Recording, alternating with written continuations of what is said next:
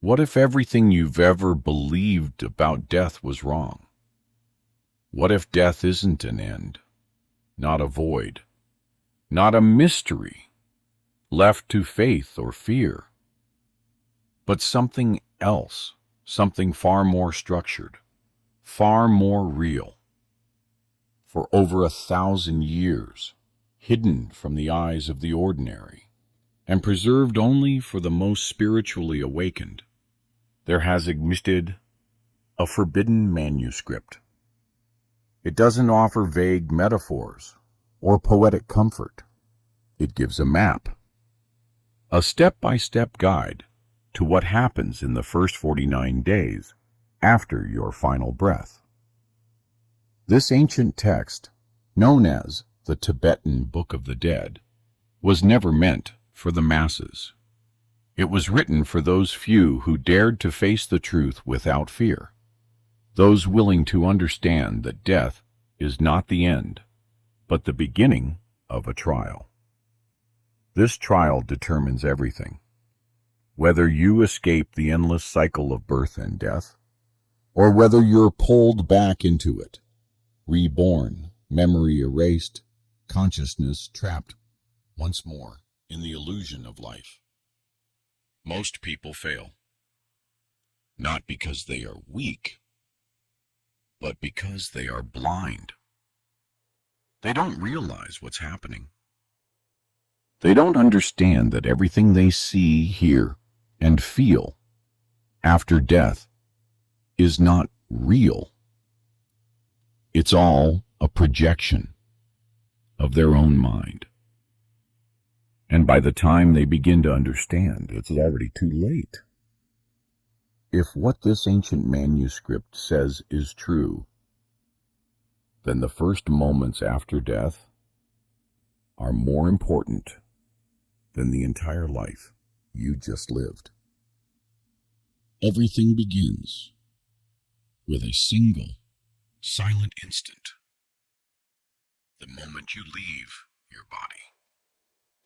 Your heart stops. Your lungs cease. But your mind it keeps going. You won't feel pain. You won't feel fear. At least not yet. Instead, you'll feel something strange. Something familiar, yet uncanny. Like waking from a dream you didn't know you were dreaming. You'll feel light, weightless, as if floating outside yourself. There will be no heartbeat, no breath, but you'll still be, still aware, still conscious. If you've ever had an out-of-body experience, this will feel eerily familiar. But unlike a dream or a vision, there's no coming back this time. There is no return.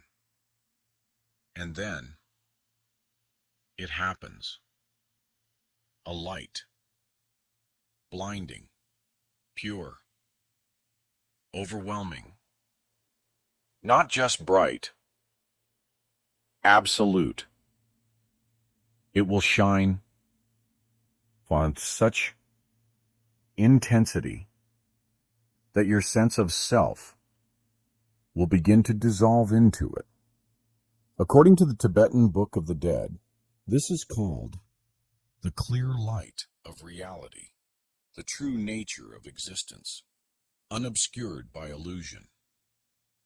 If, in that moment, you recognize it, if you let go and fully surrender to it, it will merge with you. You will become it. Enlightenment will occur in an instant.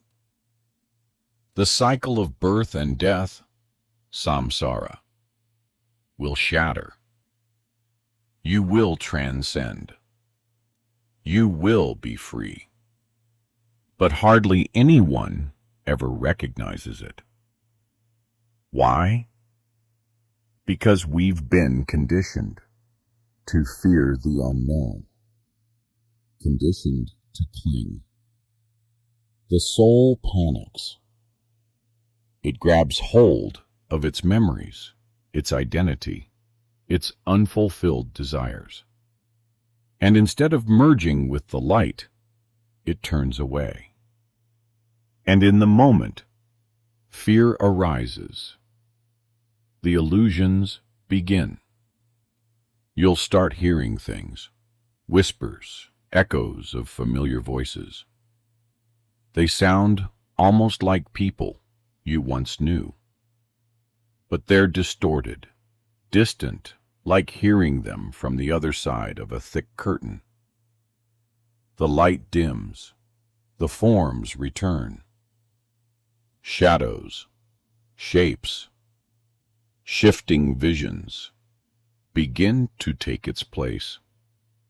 Places you once knew, faces you once loved, people who seem real, too real to be dreams. But none of it is real. Not yet. Your mind, desperate for meaning, starts to create. It projects what it knows. It forms what is familiar. And that's where most souls become trapped, caught in the confusion, searching for comfort in illusion, and drawing closer and deeper into the bardo, the space between death and rebirth. In the bardo, everything you experience is a reflection of your own consciousness. That's the terrifying truth. You are not entering a shared realm or being judged by an outside force. You are walking through a mirror of yourself. For the unprepared, the journey through the bardo is chaotic and overwhelming. But for the aware, it is the final opportunity to awaken. This interdimensional state lasts 49 days, according to the sacred texts. 49 days filled with visions, trials, and encounters that will either liberate you or bind you once again to another lifetime. Before we delve deeper into what lies ahead, know this. Some truths about the afterlife cannot be spoken openly. They must be remembered. And now, your journey through the bardo begins. You are no longer alive, but you are not dead either. You are between. Time no longer works the same way. Seconds stretch into eternity, and days pass like seconds. You have no body, no voice, only awareness. But here's the catch. Most people don't even realize they've died.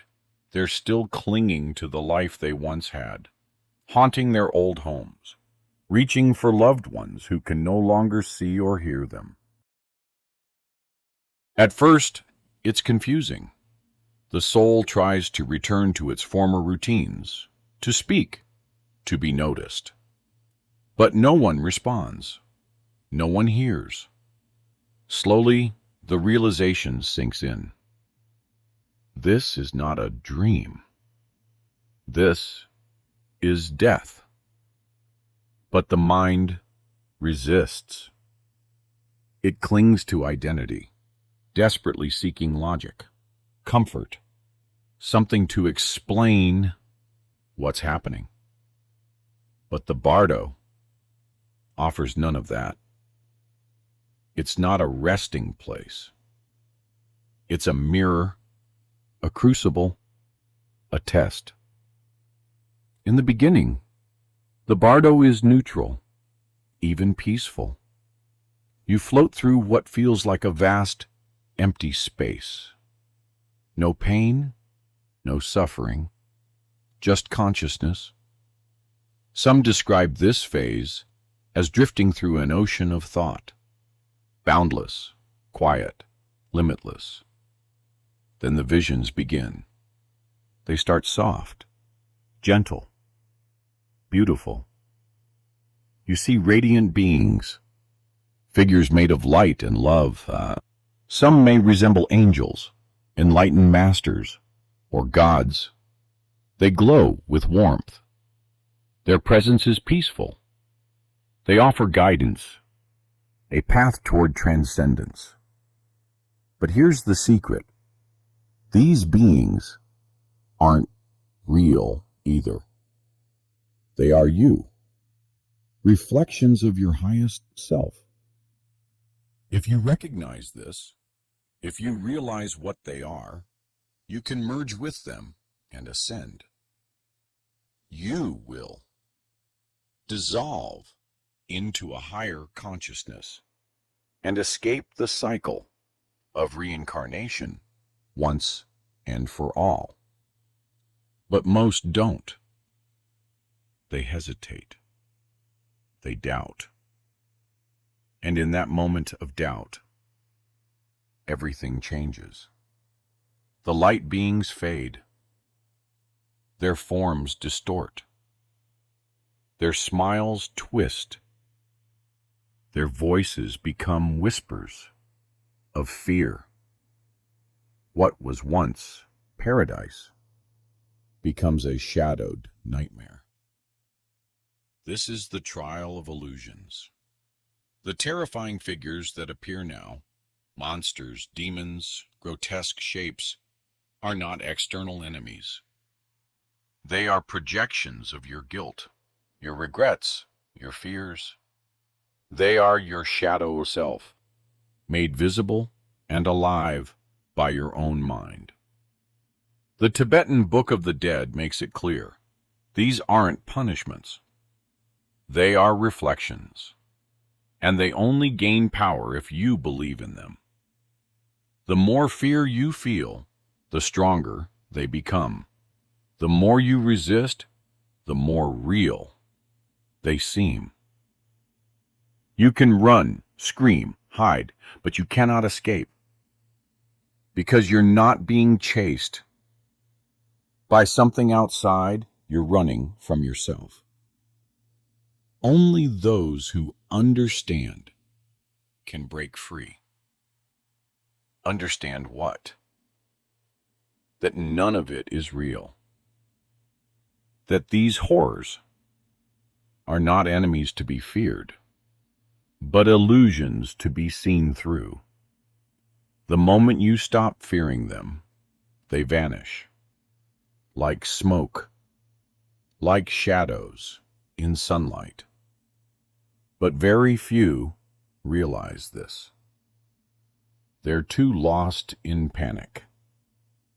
This is the second great trial of the afterlife. The first was the clear light, a test of awareness. The second is the illusions, a test of inner mastery. Those who fail are pulled deeper into the bardo, further into the cycle of karma, closer to rebirth. And the journey does not end there. After the horrors subside, something unexpected happens. Silence. A calm descends. You think maybe the nightmare is over. But then it begins again. Not with demons, not with visions, but with memory. A new experience overtakes you, vivid, overwhelming, and unavoidable. You begin to relive your life, every moment, every choice. Not from your perspective, but from the perspective of those you affected. You feel everything. Every joy you gave, every pain you caused, every word spoken in kindness or in cruelty. This is not judgment. There is no divine court. No God weighing your sins. There is only you facing the totality of yourself. It's called the Great Mirror. And there's nowhere to hide. For many, this is the most painful part of the bardo, not because of punishment, but because of clarity. You see, with perfect awareness, what your life truly was. Not the story you told yourself, not the excuses or justifications, just the raw truth. This phase lasts as long as it needs to. Some souls face it with humility. Others resist, deny, or collapse under its weight. And then, as the 49 days draw to an end, the final stage begins. The pull of the world begins to return. The cycle starts to close. If you've failed to awaken, failed to transcend, the karmic forces draw you back toward a new life. And you won't remember. You'll forget everything. The light, the trials, the truth, even your identity. You'll be reborn, not as a punishment, but as another opportunity. But if during these 49 days you recognized the illusions, if you faced your fears, remembered your true nature, and let go, you will not return. You will awaken. You will transcend. And the cycle will be broken. So, the question is this: when you die, will you be ready? Because death is not the end. It is the final test. And your soul already holds the answers.